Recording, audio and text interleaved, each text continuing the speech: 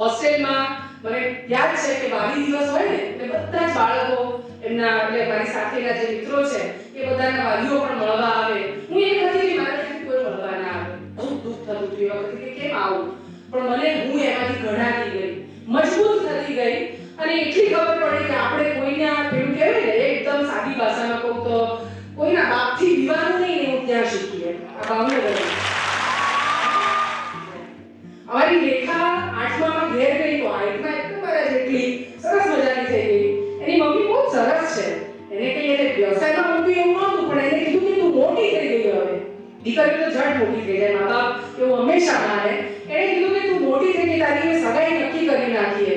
અને અમારી રેખાએ કીધું કે ખબરદાર જો સગાઈ કરી છે તો પોલીસમાં જઈને કેસ કરી દઈશ તમારા નાખે. આ લિટરલી આમ કહેતી હતી. મેં મારા ઘરવાળાને કીધું તું મને 4 વર્ષ આપ, મને 4 વર્ષ આપ, 4 વર્ષમાં ના કર્યું તો તું કે, પણ 4 વર્ષમાં મેં કર્યું. આ જીવ હોય ને તો બધું જ થઈ શકે છે.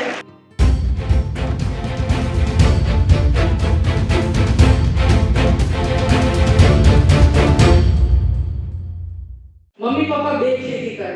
તમે કદાચ ગામડામાં છે અહીંયા કેટલા બહેનો હશે પણ ખરા, કેટલી વિદ્યાર્થીઓ, કેટલી સિટીમાં રહેતી હશે, પણ આર્થિક પરિસ્થિતિ કદાચ મોડી હોઈ શકે છે. મારા મમ્મી પપ્પા બે ખેતી કરે. હું કહેતી હતી આજે આવતી હતી ત્યારે તમારા શિક્ષક છે વિરમભાઈ એમની સાથે કે મારા પપ્પા મને 7માં ભણતી હતી અહીંયા હોસ્ટેલમાં મૂકવા આવ્યા. મહેસાણાનું અંતરિયાળ ગામડું શંખલપુર વાળું વતન. પેલું નવરાત્રીમાં બહુ ગવાય શંખલપુરની શેરીઓ રે મને જોયા ના કરજો, એમાં મારી પણ એક શેરી મંદિરવાળી શેરી એમ. તો બહુ ગર્વ છે મને મારા ગામનું ને બહુચરમાનું ધામ છે કે કદાચ આ શક્તિ પાવર જે છે કે ત્યાંથી એક કેન્દ્ર છે હું માનું છું. અને પપ્પા ખેતી કરે, મમ્મી 10-15 ભેંસો અમારી બે. આ બધીમાંથી તો ક્યાં જમેલામાંથી છૂટે ને મને ભાવનગર મન થાય કે મારે રજા પડીને મમ્મી પપ્પા લેવા એવું કાંઈ નહીં.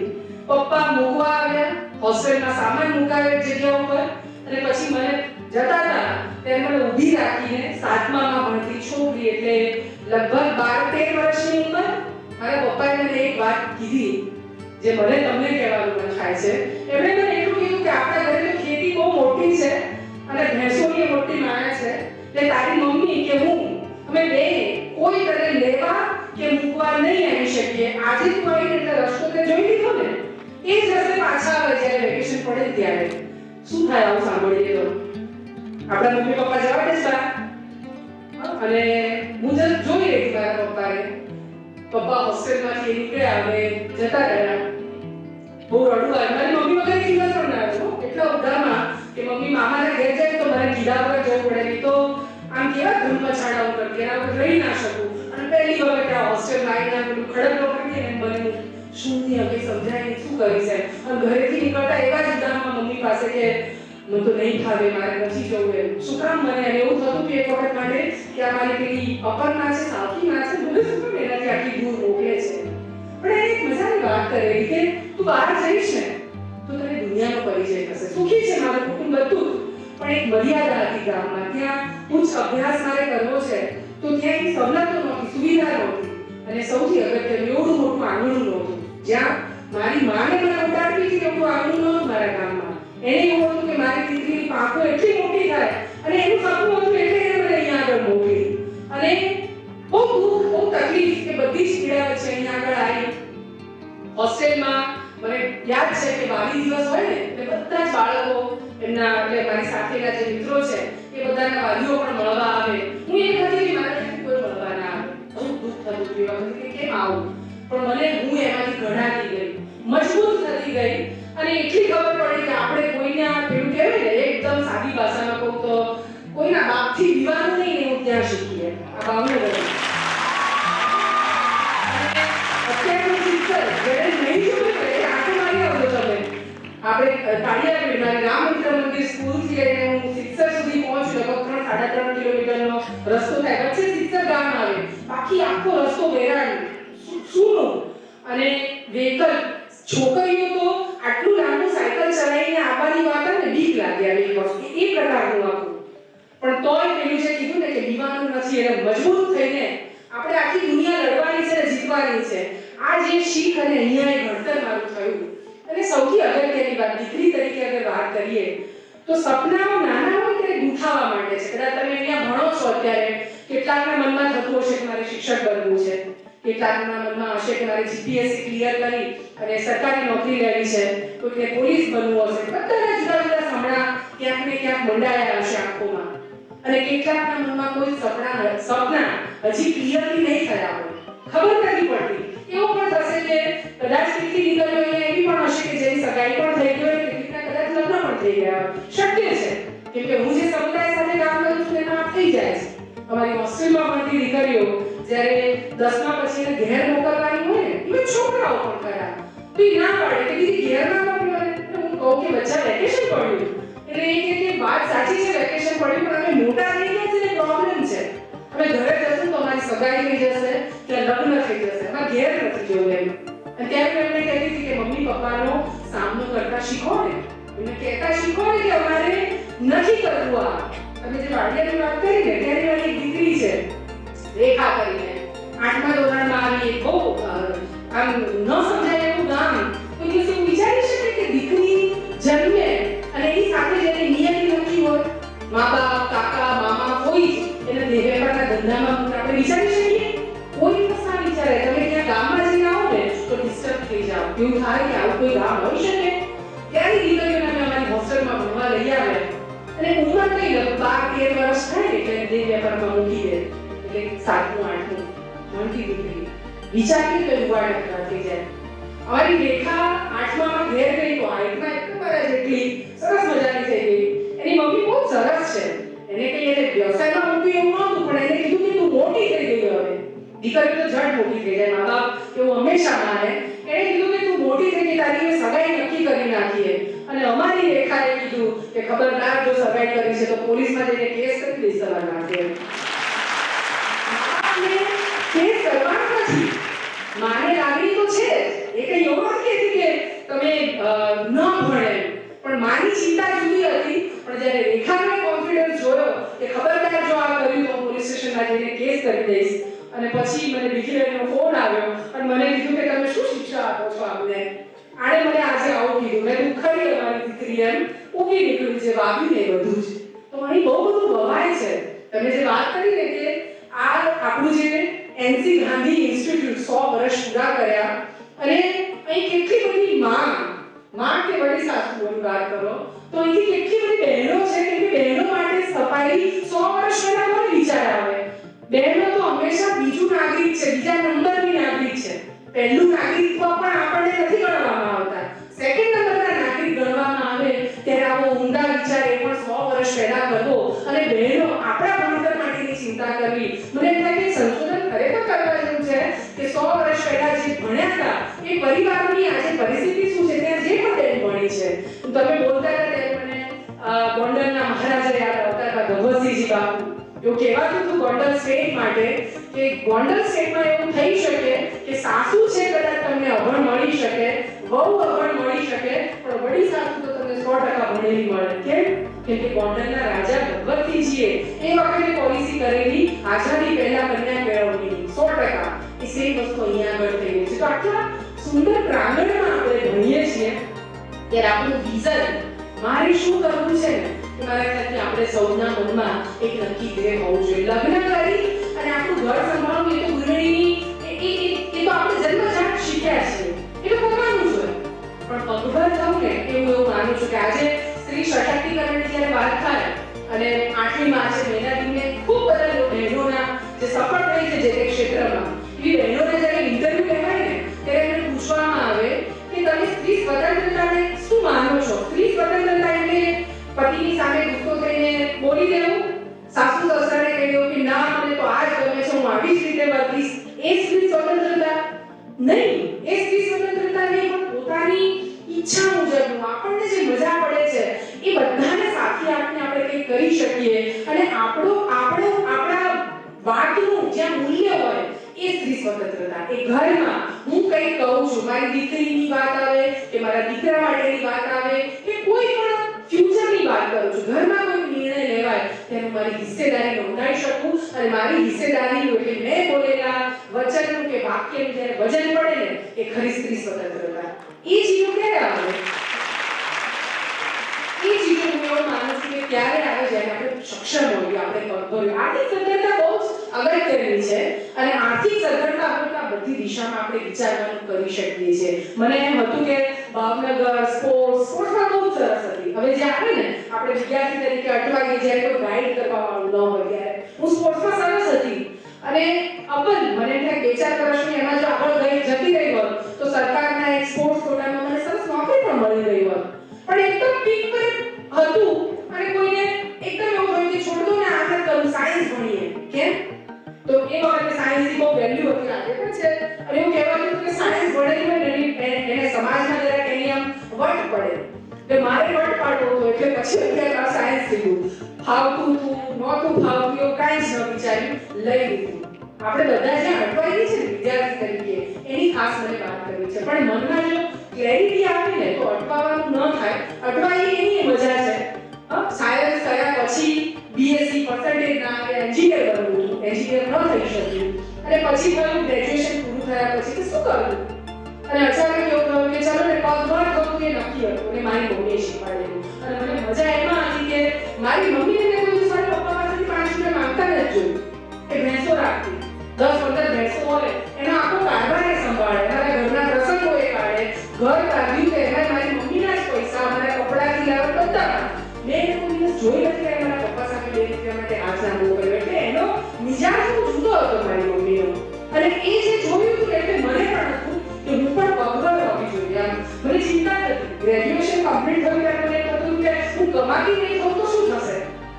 જે સામાન્ય રીતે આપણા ત્યાં જે આખી વ્યવસ્થા છે, વ્યવસ્થામાં કમાવાની જવાબદારી કોની છે?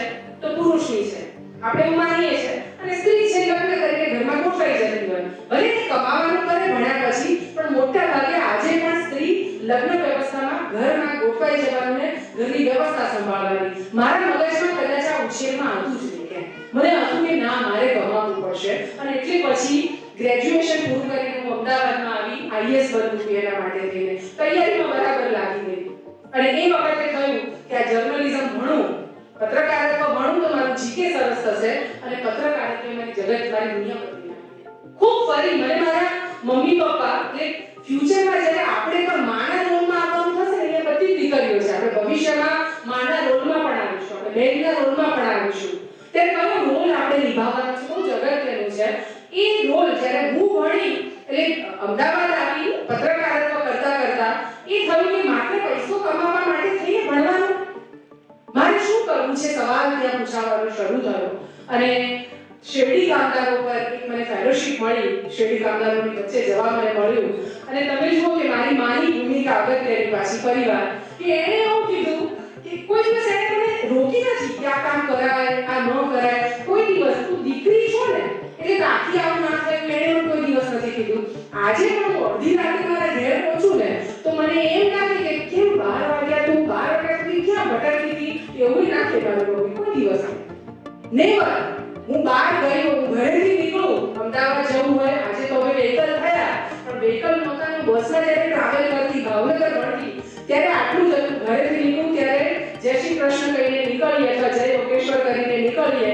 મેં કોઈ દિવસ ફોટો મારી મમ્મી ફોને નથી કર્યો કે હું પહોંચી ગઈ. અમારા ઘરને પ્રકાર છે અને એનું કારણ એટલું જ કે સિમ્પલ વસ્તુ હતું કે નહીં પહોંચો તો ખબર પડી જ જવાની છે, બરાબર, બાકી પહોંચી જ જવાના છીએ. અને એની સાથે સાથે વિશ્વાસ અમારી પર મૂકેલો કે ભાઈ મારી દીકરીને મેં જે આંખો આપી છે ને ફ્રીડમ, એનો ક્યાંય મિસયુઝ નહીં કરે, ખોટો ઉપયોગ નહીં કરે.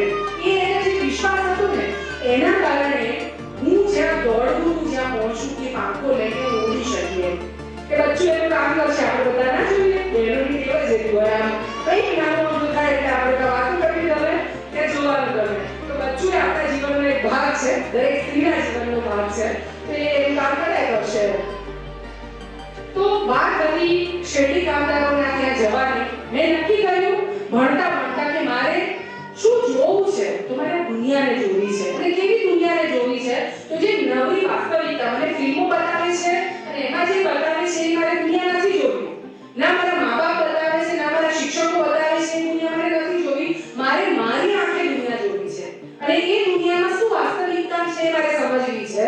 અને એ 21 વર્ષે 22 વર્ષની ઉંમરે હું દક્ષિણ ગુજરાતમાં રહેતા શેરડી કામદારોના પડાવમાં પહોંચી જાઉં છું. પડાવ એટલે શું તો છાપરાઓ જે આપણે તમે રોડ સાઈડ પર જોયા હશે કે વાદળી કલરના પ્લાસ્ટિકના છાપરામાં બધા રહેતા કામદારો, ખેતરમાં શેરડી કાપવા માટે આવતા લોકો, જ્યારે હું એમની વચ્ચે ગઈ અને નક્કી કરીને કે હું 1.5 મહિના એમની વચ્ચે જ રોકાઈશ એમ. આમ ડેરી લાગે. કેટલીક વખતે મને ઘણા લોકો આ પુસ્તક સરનામા વિનાના માંગી અને પણ સુખ નથી આવતી બંનેમાં પ્રસંગો વાંચ્યા ત્યારે કેટલાક લોકોએ મને એમ પણ કીધું કે તું મૂર્ખ નથી, તારે આવા સાહસ કરવાની ક્યાં જરૂર હતી. એ સાહસનો એક નાનકડી વાત હું તમને કરું. હું જ્યારે શેરડી કામદારોના પડાવમાં પહોંચી સુરત પાસે અને પહેલા જ દિવસે મને ખબર નથી કે લોકો કેવી રીતે રહે અને તમને એવું થાય કે કોઈ માં કોઈ બાપ આવી ફ્રીડમ આપે અને એ ફ્રીડમ આપ્યા પછી શું વિદ્યાર્થી તરીકે એક છોકરી તરીકે આવું હું કરી શકું તમારા લેવલ પરથી વિચારવાનું આ એક ક્વેશ્ચન છે જે હું તમને ઓપનમાં પૂછી રહી છું પ્રસંગ પછી.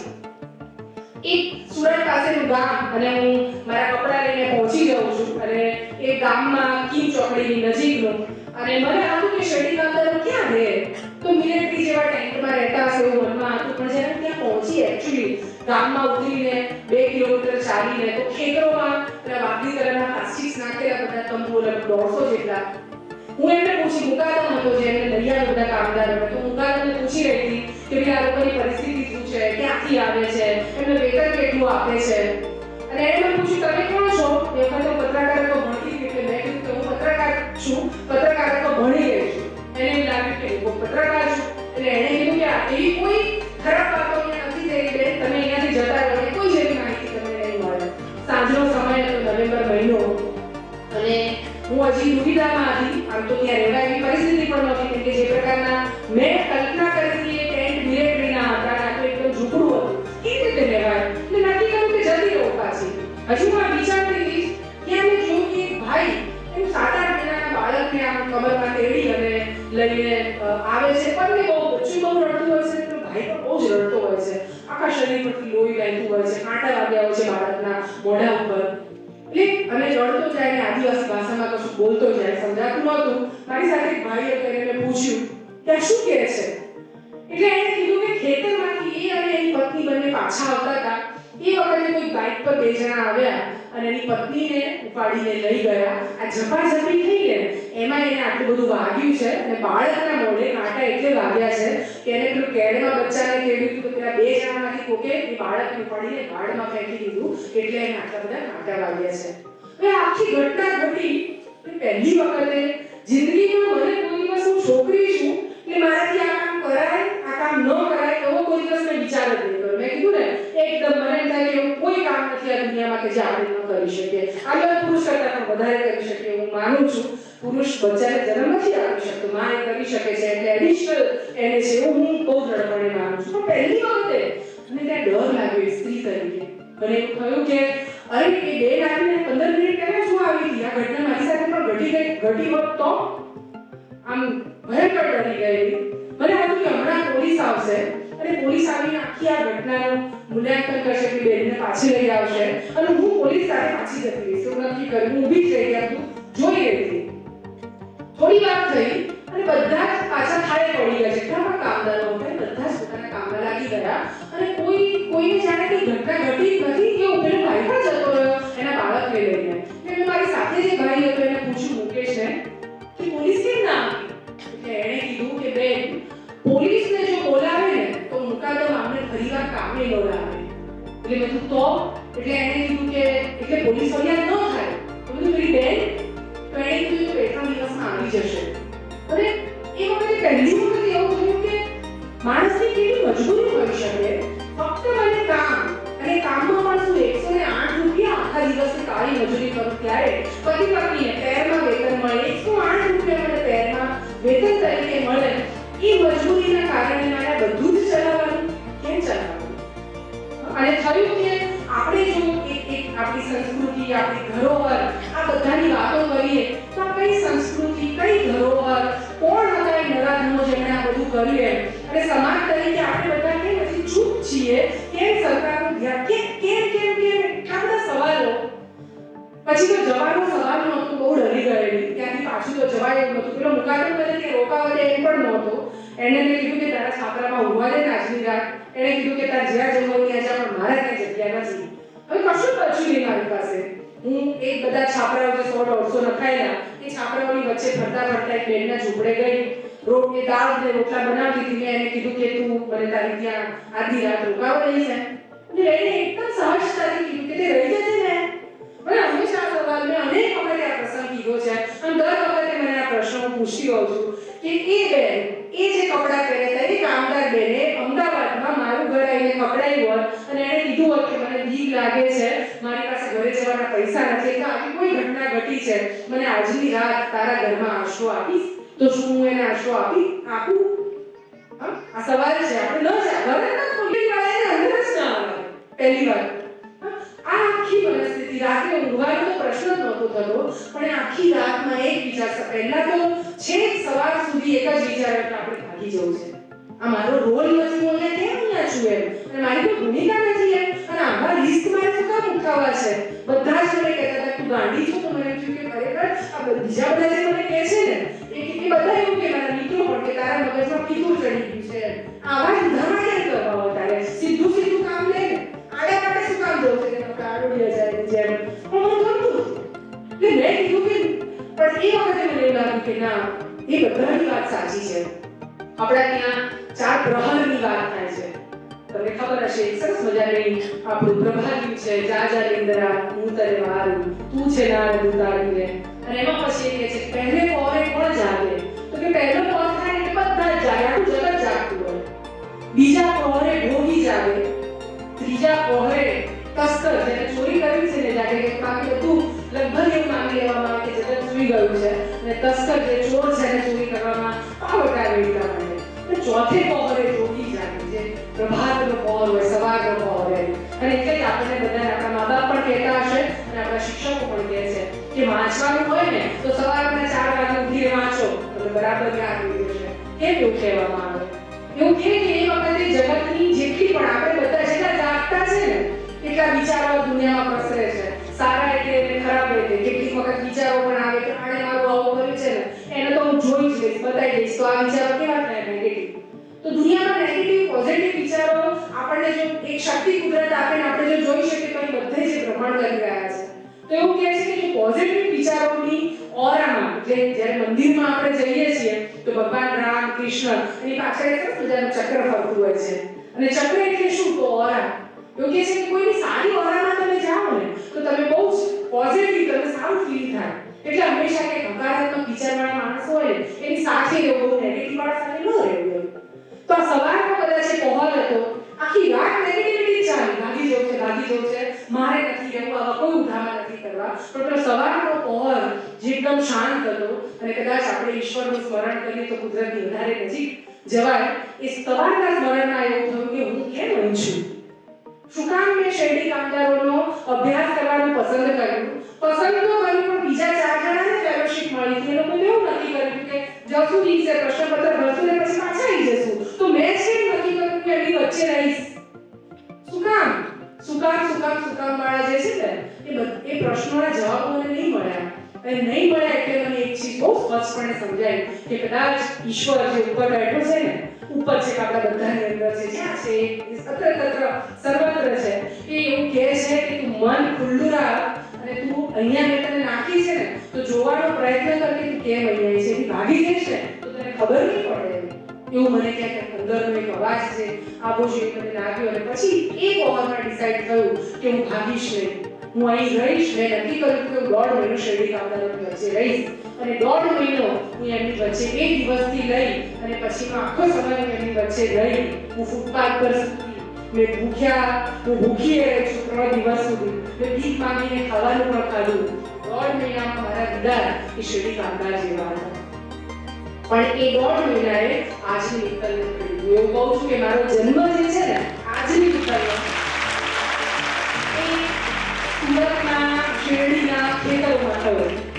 જન્મ તો મા બાપ આપણને આપી દે છે પણ ઘડતર આપણું કેવી રીતે થવું જોઈએ એ ઘડતરમાં મને એમ થાય કે રોલ મારે 1.5 મહિનામાં હું રિયલ સેન્સમાં કોક બતાવે છે દુનિયાને ના જોઈને મારી નથી દુનિયા જોઈ. એક સ્ત્રી હોવું અને ખુલ્લામાં મારે સુવાનું આવે અને મને કેવી તકલીફ થાય, મને કેવી બીક લાગે. મારી જુવાન દીદી મારી બાજુમાં સૂતી છે, હું રોડ સાઈડ પર સૂતી છું તો દર અડધા કલાકે ઉઠીને હું જોઉં મારી છોકરી છે કે નહીં. કોઈ દિવસ આપણે વિચાર કર્યો છે? કે આપણે પાક્કા ઘરમાં રહીએ છીએ, આપણને કોઈને ખબર જ નથી કે આ ઘર ન હોવાની શું પીડા છે. ખુલ્લામાં નાવું એક સ્ત્રી તરીકે, બુઢી સ્ત્રીને જવા દો, પણ યુવાન સ્ત્રી હોય અને એની પાસે બાથરૂમ નથી, એટલા 4 પ્લાસ્ટિકના કરીને ક્યાંક કોઈ પ્લાસ્ટિક પણ ન મળે, એમાં લાજની વાતો તો કેટલી બધી થાય. લાજ શું, એને એવામાં નાવાનું. શૌચાલયની વાત મને પ્રધાનમંત્રીનો બહુ જ આભાર માનું કે એમણે ખરેખર બહુ ઉત્તમ કાર્ય કર્યું એમ. હજી અમારા પરિવારો સુધી તો એ શૌચાલય પહોંચ્યા નથી બધા સુધી, પણ હા કેટલી બહેનો છે કે જે આખો દિવસ એને જવું હોય ટોયલેટ માટે પણ એ રોકીને રાખે કેમ કે અંધારું થાય ને એની વાટ જુએ. આ બધી જ પીડાને ત્યાં અનુભવી. પેલો એક જગ્યાએ એક પડાવમાં હું રોકાયેલી અને મેં એને કીધું કે એમને બાજરી જુવાર દળાઈને તેના સભાસદો જે છે આપતા હતા કામદારોને, એટલે દર્શક કરીને છોકરો તો જેના છાપરામાં હું રહી હતી, એટલે મેં તું દર્શકમાં થેલી બતાવીને એટલે મને કહે કે દીદી જોવા જેવું નથી. મેં કીધું શું જોવા જેવું નથી? મેં એની થેલી જે પેલા વાંસનું લાકડું તેની પર ટીંગાડી મેં થેલી લઈ અને એમાંથી મેં જેવું બધ ભરીને પેલું આખું ખોબો કશું પણ મુઠ્ઠી ભરીને જુવારનો લોટ બહાર જુવાર કાઢી બહાર નવા કીડા ને જીવડા ખરબડતા હતા. એટલે મેં કીધું કે આ ખાવાની, તો કે મેં ના પાડી દીધી શું કામ જોઈ તમે? ત્યારે થયું કે આ મનુષ્યનો અવતાર, હું કામ કરું છું છતાં પણ મને કેમ મહેનતાણું મળતું નથી? આ બધું જ જ્યારે જોયું ને ત્યારે બહુ બધું મળ્યું હતી. ચચરે વાળી વાત આવે કે મને નહીં ગમ્યું, તો એ બધું જ મને ચચર્યું, મને નહીં ગમ્યું. અને નહીં ગમ્યું એટલે નક્કી કર બે ચીજ છે, આપણે બધા જ ચીજોને જોતા હોઈએ. કેટલાય તમે જોતા હશો રોજે રોજ જીવ બળે. ધારો કે કોઈકની સામે અત્યાચાર થતો હોય, કોઈને ખોટી રીતે કોઈ આવીને હેરાન કરે છે, આપણે બધા જ જોઈએ. અવાજ નથી થઈ શકતા આપણે કેટલાક કિસ્સામાં. બીક લાગે કે જો હું બોલીશ તો મને કંઈક કરશે તો. એક એ પણ છે કે આપણે ચૂપ થઈને બેસી જઈએ અને બીજો રસ્તો એ છે કે ના હું ચૂપ નહીં રહું, મારે કંઈ કરવું છે. અને જેનામાં એ ભાવના જ્યારે પ્રજ્વલિત થાય ને કે મારે કંઈ કરવું છે તો તમે દુનિયા બદલી શકો. આ બહુ દ્રઢ છે, પણ નક્કી થવું જોઈએ અંદરથી એકદમ પેલી કહેવાય ને બળી જાય એવી ભાવના થવી જોઈએ. અને મને બળી જાય એવી ભાવના થઈ એ વખતે. અને એટલું નક્કી થયું, બહુ બધા અધિકારીઓને મળી, પોલિટિશિયનને મળી, એટલે બનવું તો આઈએસ અધિકારી. પણ પછી મને એ સમજાયું કે એ બન્યા પછી પણ જે બદલાવ જે છે હું જોઉં છું ને એ હું નથી લાવી શકવાની. તો શું માત્ર પૈસા કમાવા પગભર થવું એ જ નિકલનો ગોલ હોઈ શકે? અને મને એવું લાગ્યું કે ના, એ મારો ગોલ કોઈ દિવસ નહોતો.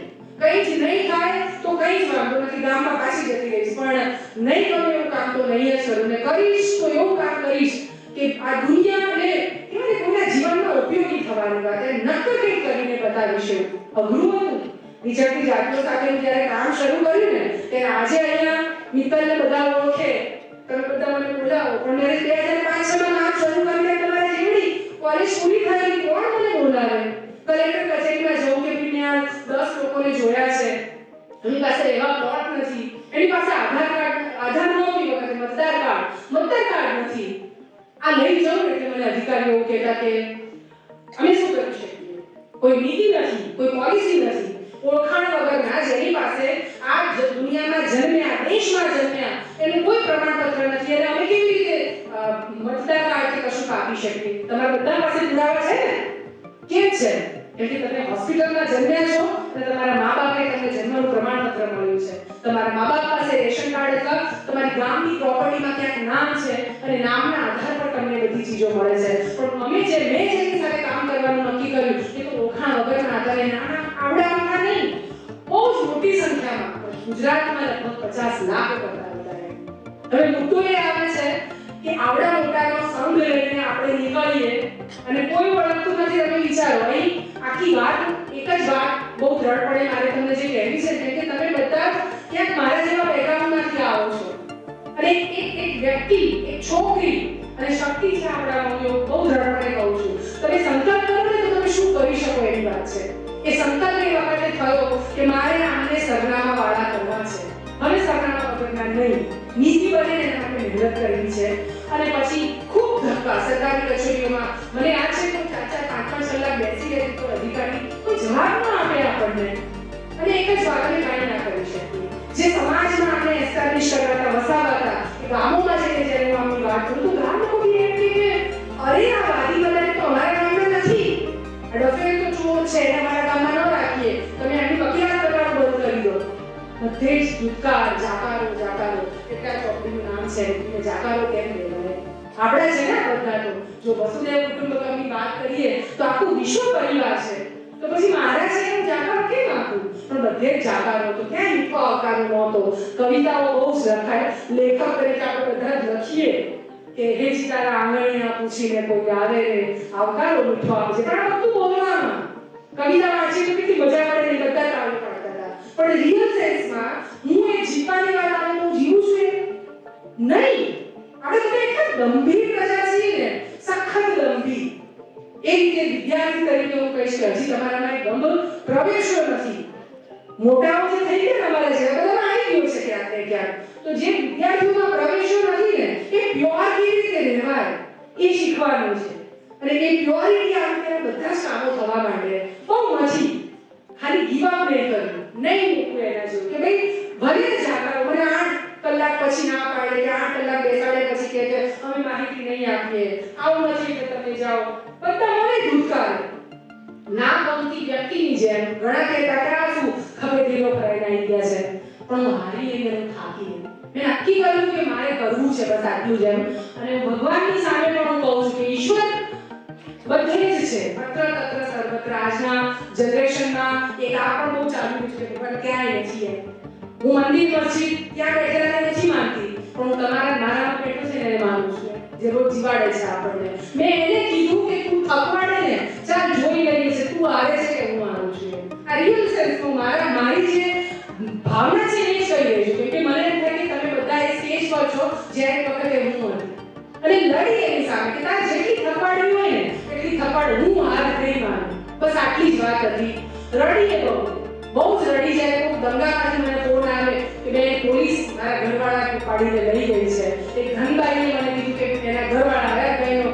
ફોન આવ્યો કે મારી ઘરવાળીને 8મો મહિનો ચાલે છે અને પોલીસ લઈ ગઈ એવું કરીને કે આને હાઈવે રોબરી કરી લે બેન કેવી રીતે 8મા મહિના ભર્યા કે કેવી રીતે દોડે કેવી રીતે ટ્રક ઊભી રાખીને ટ્રકને લૂંટે તમે તો સમજો છો ને ભાઈ માણસ થઈને મારી પાસે કોઈ જવાબ રડતી વગર કે મને સમજાતું નહોતું કે હું કેવી રીતે આનું સમાપ્ત બધાની પીડાઓ કહેવા માટે હું સરકાર બની ગઈ દરેક વ્યક્તિ ફોન સવાર પડે શરૂ થઈ જાય 12 વાગે હું ફોન બંધ ન કરું તો સતત ફોન આવ્યા કરે માત્ર પીડાઓ તકલીફો પેલી નેગેટિવિટીની વાત કરો ને એટલી નેગેટિવિટી હકારાત્મકતા ક્યાંય નહોતી એમ પણ એ બધાની વચમાં એક સંકલ્પ સવારે ઉઠીને કે મારે કરવું છે બસ આટલી જ વાત અને તમે જો બહુ જજુમ્યા અને પછી તો સરકારની પોલિસી બહુ બધું થયું 2019માં એટલું બધું જજુમ્યા એટલું બધું કામ થયું કે 2019માં પ્રધાનમંત્રી કાર્યાલયથી ફોન આવ્યો આપણા વડાપ્રધાને એમણે કીધું કે આખા ભારતની વિચરતી જાતિ માટે શું કરી શકાય ને એના સજેશન જોઈએ છે મિત્ર સજેશન આપો તમે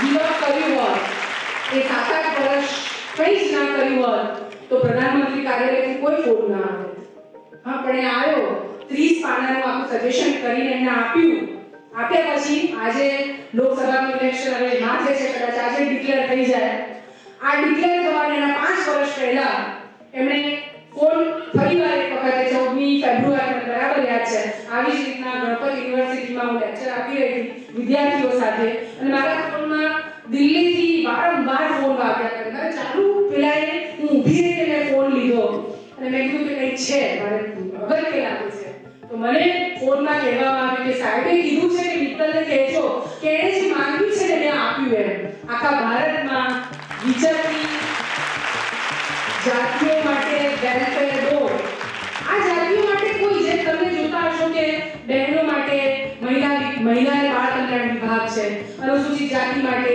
અલગ યોજના છે અનુસૂચિત જનજાતિ માટે યોજના બધા માટે કંઈક ને કંઈક છે આ માટે કશું જ નહોતું એક રૂપિયાનું સિંગલ બજેટ નેશનલ લેવલ પરથી પડવાતું નહોતું એ પહેલી વખતે ત્યાં આઝાદી પછી હું વારંવાર કહું છું કે આમ નોક કરી શકાય એટલે બહુ પીડા થાય તો એવું કંઈ થાય તકલીફ થાય કોને કહેવાય તો ગરીબ માણસો છે સરકારને માય બાપ મારે હું કહેતી હોઉં છું કે સરકારને માય બાપ માને ત્યાં જઈને કરી શકે નોક એવું સરનામું એમને ત્યાં મળ્યું વેલફેર બોર્ડ બન્યું અને બોર્ડમાં મને ડાયરેક્ટર તરીકે એમને ત્યાં નિયુક્ત કરી એ મારી મહત્તા નથી મેં એને કીધું કે તમે કહો છો કે હું તો પોલિટિકલ પાર્ટીમાંથી નથી તમે મને કેમ નિમો છો પણ તમે જુઓ કે તમે કોઈ કાર્ય પૂર્ણ શ્રદ્ધા સાથે અને નિષ્ઠા સાથે જ્યારે તમે કરતા હો ને ત્યારે એની નોંધ તમને ખબર નથી કે કોણ લઈ રહ્યું છે પણ એની નોંધ લેવાઈ રહી છે મને એવું કહેવામાં આવ્યું કે આખા દેશમાં બતાવો કે જે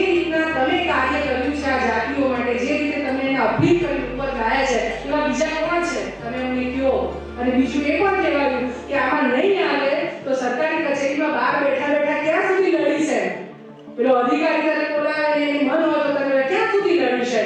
તો અહીંયા આવીને પાવર સાથે કામ કર્યું કહ્યું મને, અને હું એવો બહુ આભાર માનું પ્રધાનમંત્રીનો કે પાવર અને ભૂપેન્દ્ર યાદવ જે અત્યારના આપણા પર્યાવરણ મંત્રી બંનેનો કે પાવર ખરેખર આવ્યો અને એનાથી ગુજરાતમાં તો અત્યારે આખા દેશમાં ગુજરાતને મોડલ સ્ટેટ જેવો અમે બનાવી શક્યા છે. સંપૂર્ણ ચિત્ર નથી બદલાયું, પણ હું એવું કહીશ કે આજે સરકાર વિચરતી જાતિની વસાહતોમાં આવતા થઈ ગયા, મુખ્યમંત્રીથી લઈને મંત્રીઓથી લઈને બધા જ એવું કહેતા કે વિચરતી જાતિ જ્યારે મતદાતા થઈ ને ત્યારે એવું કહેતા હતા કે બહુ નાની સંખ્યામાં હોય. એટલે આમ ગામોમાં જાય તો કોઈ વોટ માટે જાય, ધારો કે તાલુકા પંચાયતના કે લોકસભાના કે વિધાનસભાના ઇલેક્શન હોય અને ગામમાં 150-200ની સંખ્યામાં અમારી જાતિઓના એટલી મતદાતા હોય તો ગામના વક્તા માણસો એવું કહેતા હતા કે એ તો પરચુરણ છે, એની પાસે જવાની કઈ જરૂર નથી, અમારા ખિસ્સામાં જવા નીચાણ જ છે, કઈ શું એમ કરશે. આ પરચુરણ રૂપિયો બની ગઈ આજે, અને રૂપિયો બની ગઈ છે એટલે આજે બધા એની પાસે આવવું પડે છે. તો સ્ટ્રેટેજી તમે નક્કી કરો, એક ધ્યેય હોય. આ ધ્યેય મેં તો સમાજ સેવામાં કાર્ય કર્યું છે એટલે હું મારી વાત કરી રહી છું, પણ એ કોઈ પણ દીકરી અહીંયા બેઠેલી એક વ્યક્તિ નક્કી કરે છે કે આને તમારી એજ છે, તમે નક્કી કરો છો કે મારે બેસ્ટ પોલિટિશિયન બનવું છે, કયા રસ્તા હોઈ શકે. હા, એ માંગ તમે નક્કી કરો. તમને થાય કે મારે પોલીસ ફોર્સમાં જવું છે, પોલીસ ફોર્સમાં જઈને પૂર્ણ ઈમાનદારી સાથે મારે સરસ કામ કરવું છે, મારે ઉત્તમ શિક્ષક બનવું છે, ઉત્તમ પ્રોફેસર બનવું છે. આ બધું જ તમે નક્કી કરો ને તો તમે કરી શકો છો. મુદ્દો એ છે કે પેલા નહીં થાય, થાકી જઈશ, મમ્મી પપ્પા ના પાડે છે, પરણવાનું કહે છે, ઘર સંભાળવાનું કહે છે, આ બધી જ ચીજો આવશે, એની સાથે કારણો પણ આવશે. નક્કી એ કરવાનું છે કે આપણે સરેન્ડર થવું છે બધી ચીજોને, કે આપણે કંઈક કરવું છે. આ તો મેં તમને ખાલી ત્યાં દિલ્હી સુધી પહોંચ્યાની વાત કરી, પણ થોડા આંકડે જણાવી દો કે કેટલું કામ થયું. કેટલું છેલ્લા 15-17 વર્ષ આ કામ કરે, પણ કેટલું કામ થયું 15-17 વર્ષમાં. આ જાતિઓને ઓળખ તો અપાવી, આજે વિચરતી જાતિ કોણે કોઈને કહેવું પડે એવું નથી. એમ અમે આ સમુદાયના 8000 થી વધારે લોકોને સ્વતંત્ર ધંધો કરવા માટે લોન આપી, પૈસા આપ્યા એમને કે તમે ધંધો કરો સરસ મજાનો, ઘરો બાંધ્યા 100 થી વધારે. અને આ વર્ષે અત્યારે 250 ઘર અત્યારે હાલમાં બંધાઈ ગયા છે. અમરેલીના બગસરાના 104 ઘર અમે બાંધી ગયા છીએ. માણસો સાથે જો આ કામ કરતા કરતા અહીં વાત થઈ પર્યાવરણની, લાગ્યું કે આપણું પર્યાવરણ પણ આપણી એક નિષ્ઠા છે, આપણે કંઈક કરવું જોઈએ. અને મેં ટ્રી પ્લાન્ટેશન અને વોટર મેનેજમેન્ટ શરૂ કર્યું, અને તમે જુઓ 252 તળાવો છેલ્લા 7 વર્ષમાં ઊંડા કર્યા, અને 8,80,000 ઝાડ 166 ગ્રામ વનમાં વાવીને અમારા ઉછરી રહ્યા છે. 8,80,000 અમે ગણી શકાય શકીએ. મુદ્દો એ છે કે સંકલ્પ કરો, એક મનમાં દૃઢતા સાથે તમે નક્કી કરો કે મારે શું કરવું છે, તો તમે બધું જ કરી શકો. આ પેલી ઇનામવાળી વાત પર આવું ફરી પછી મારી વાત પૂરી કરું. એટલે ડબ્બામાં હતા ત્યારે નક્કી કર્યું હતું કે આ તો નહીં ચાલે, બહુ બધા જોઈએ છે. આજે હવે ઇનામો એટલા બધા મળે છે, અમારી હિમાલયથી અમારો સ્ટાફ સાક્ષી છે કે ઇનામ મળે તો ત્યાંથી લઈને ઉપર આવવા લઈ આવવા માટે રાજી નથી મારી ઓફિસમાં, કેમ કે આખું ભર્યું પડ્યું છે, બોક્સમાં પેક થઈને એટલા પડ્યા છે. અને શક્ય એટલા પ્રયત્નો મને કહે કે બેન અમારે એવોર્ડ આપવાનો છે, તો હું સૌથી પહેલા પ્રયત્ન કરું કે મને ના કેમ પાડવું. એક અવસ્થા હોય છે જીવનની, એક સમય પછી તમે જ્યારે આ બધાથી ઉપર ઉઠો છો ને ત્યારે એવું થાય છે કે કેમ કરવાનું. મને એમ લાગે છે કે હું તો મારા નિજાનંદ માટે કરું છું, મને બહુ જ મજા આવે છે એટલે કરું છું. જેમ થાકવાની વાત કરી, એવું નહીં લાગતું થાકી, એવું કહું છું. મને એટલો બધો ઉત્સાહ, રોજ ઉત્સાહ આવે, અને એમ થાય કે હું કેટલા લોકોના સુખમાં નિમિત્ત બની શકું એમ. અને એ ઉત્સાહ છે એને જીવાડે છે. મારી દીકરી બહેન તરીકે એવું થાય, અને ઘણી બધી સિનિયર પણ બધા બહેનો બેઠા છે. આપણે ત્યાં માં બચ્ચાને જન્મ આપે પછી આપણે 6 મહિને ખાટલો પડાવીએ, 6 મહિના સુધી તો ઉભા ન રહીએ ને. મારી દીકરી 17 દિવસની હતી અને મૂકીને હું દિલ્હી મીટિંગમાં ગઈ, અને મારા ઘરવાળાએ મને કીધું કે તું જા. એટલા માટે કે ત્યાં વિચરતી જાતિની પોલિસીની વાત થઈ છે, તારે જવું પડશે. અઘરું હતું. આપણે બ્રેસ્ટ ફીડિંગ કરાવતા હોઈએ તો કેટલું કઠણ થાય. એના માટે સવારે 4 વાગે ઉઠીને હું ગઈ, રાત્રે 11 વાગે હું પાછી આવી. મારી દીકરીની પણ હાલત એની સાથે સાથે મારી પણ એટલી જ ખરાબ હાલત, પણ હું ગઈ. અને મને થયું કે સ્ત્રી કંઈ પણ કરી શકે છે, દુર્ગા અંઠા નથી દીધી આપણને. આપણે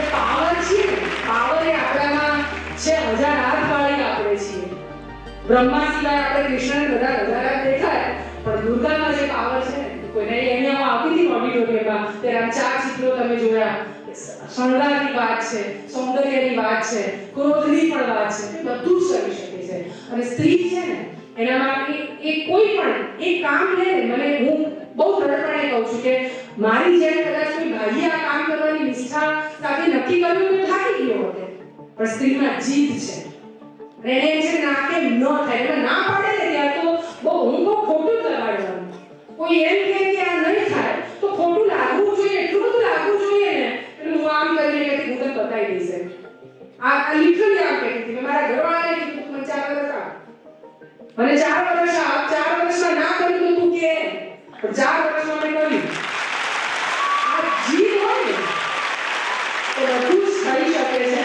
તો આ જીદ સાથે જે પણ નક્કી કરો ને એ કરવા માટે પણ સંકલ્પ કરજો. ખાલી આયા રામ ગયા રામ એ તો આ દુનિયા બધા જ આવે છે, તો કીડી મકોડામાં આપણામાં શું કે બરાબર? તો કીડી મકોડા બનવું છે કે કંઈ સ્પેશિયલ બનવું છે? તો સ્પેશિયલ બનવું છે તો સ્પેશિયલ વિચારવું પડશે. અને સમય નથી, આમ તો એવું કહે છે કે 60 વર્ષે પણ વિચારી શકાય, પણ જરા વહેલું વિચાર્યું હોય, મને એમ થાય કે મેં 8મા 9મા 10માથી વિચાર્યું તો કદાચ વધારે સારું કરી શકી હોત એમ, એવું મને થાય. સંતોષ નથી એમ, અને સંતોષ માનવો નહીં. કોઈ દિવસ કોઈ પણ ચીજથી સંતોષ ન માનવો. એમ હજી સંતોષ માની લીધો દેટ મીન્સ તમારું આમ કહેવાય ને પૂર્ણ, તમે હવે આમ સ્થિર અવસ્થામાં આવી ગયા. હજી બાકી છે, જેમ મને થાય હજી મને રાજસ્થાનમાં જવું છે, મધ્યપ્રદેશમાં જવું છે, મહારાષ્ટ્રમાં જવું છે આ જાતના કામો માટે થઈને, અને એ બધું જ કરીશું અને આ જ અવસ્થામાં કરીશું. ભગવાન એક જ વાત સૂતી વખતે રોજ કહેતી હોઉં છું કે સવારે ઉઠાડે ત્યારે એને થેન્ક યુ કહું છું, ખૂબ આભાર તારો તે મને ઉઠાડી એટલા માટે. આજના દિવસે હું બરાબર જામીને મહેનત કરી છે, અને સાંજે શું ને ત્યારે હું એટલું કહું કે તે મને જેટલું આજે સોંપ્યું મેં બરાબર રીતે કર્યું છે. મારો હિસાબ કિતાબ પૂરો કાલ સવારે ઉઠાડીશ તો આંધી બમણા જોડની હું લાગીશ. આ હિસાબ ઈશ્વર સાથે રોજ કરો, વાતો કરો એની સાથે, કમ્યુનિકેશન આપણી જાત સાથે કરો, અને પછી નક્કી કરો. તો મને થાય છે કે સમણા જોઈએ છે ને તો સમણા પૂરા થાય છે. કોઈ પણ પ્રકારનું સમૂહ હોઈ શકે છે. સમાજ સેવાય તમે પોલીસ બનો, ડોક્ટર બનો કે એક્સાઇઝ બિઝનેસમેન પણ બનો, પણ એ બધાની સાથે સમાજ માટેનું તમારું ઉત્તરદાયિત્વ છે ને એને યાદ રાખજો. એ ઉત્તરદાયિત્વ જો ભૂલાઈ જાય છે, અમારી જેમ કરવાની જરૂર નથી. બધા સમાજ સેવા થઈ ન શકે અને બધાને કરવું પણ નથી. શું કામ કરવું છે? જે જ્યાં જે કરે છે ને એ ઉત્તમ કરો તમે, પણ એમાંથી કેટલો નાનકડો ભાગ આપણા જીવનનો એ તમે કાઢજો સમાજ માટે થઈને. કોઈ દુઃખી, કોઈ તકલીફ વાળા માત્ર મનુષ્ય નહીં, તમામ જીવ જે અમે જંગલ કરીએ છીએ એમાં હું કહું છું કે તમામ જીવોના કલ્યાણ માટે સમય કાઢજો, માત્ર આપણા માટે નહીં. બિચારા સાપ, મોળિયા, સસલાએ શું ગુનો કર્યો છે? આ ઓડિટોરિયમમાં પહેલા એ જ રહેતા હતા ને, જંગલ હતું ત્યારે આપણે કાઢી મૂક્યા બધાને. તો આપણું ફરજ છે એ બધાના વિશે પણ વિચારવાનું. તો સમગ્ર જીવ સૃષ્ટિના કલ્યાણ માટેનો પવિત્ર ભાવ આપણા બધામાં ભળે એવી શુભ ભાવના વ્યક્ત કરું છું, અને તમારા સૌનો બહુ જ આભાર વ્યક્ત કરું છું. તમે મને અહીંયા બોલાવી અને વિદ્યાર્થીઓ સાથે વાત કરી શકી. સૌ